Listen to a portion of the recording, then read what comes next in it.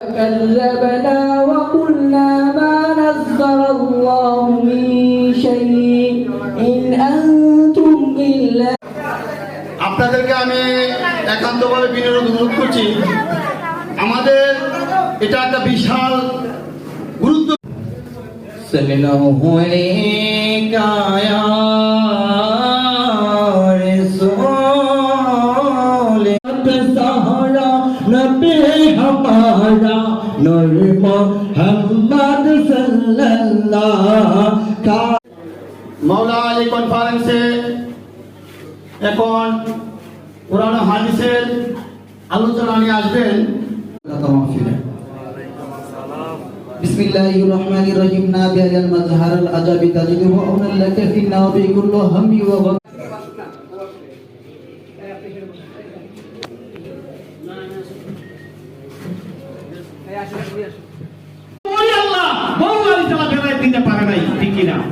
আমরা বেলায় যদি আশা করি তাহলে আমরা ইমানদার আশা করি নিশ্চয় মওলা আলীকে খুশি করতে হবে। আল্লাহ পাক রাসূল পাক সাল্লাল্লাহু আলাইহি ওয়াসাল্লাম ঘোষণা দিয়েছেন, ইন্নী তারিকুল ফিকুমুস সাকলাইন কিতাবুল্লাহি ওয়া ইকরাম 500 কারবাল আস্তে আস্তে 72 জন রইল। তারা গেল কেন? তারা গেল আরো আনসার সৈনিক। সংক্ষেপভাবে আলোচনা করবেন, সময় 5:35 বাজতেছে। এখন আমাদের উক্ত অনুষ্ঠানের মধ্যে আমাদের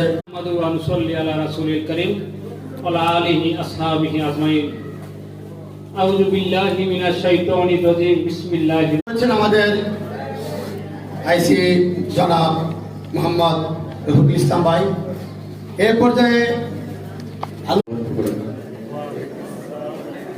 আলহামদুলিল্লাহ والصلاة والسلام على الإمام أما بعد সৈয়দ এজাহার শাহ হুসাইনি সাহেব ইসলামপুর দরবার মন্দির দরবার শরীফ এখন উক্ত আলোচনা নিয়ে আসছে। عليكم ورحمة الله وبركاته. إن الحمد لله والصلاة والسلام على رسول الله أما بعد وحسين আমার হাসান আমি রাসূল হাসান হুসাইন ফাতেমা আলী আমরা প্রথম জান্নাতে প্রবেশ করব।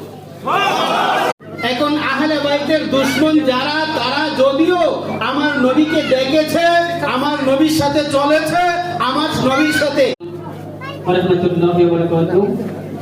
আসসালামু আলাইকুম ইয়া ফাতিমান জান্নাত।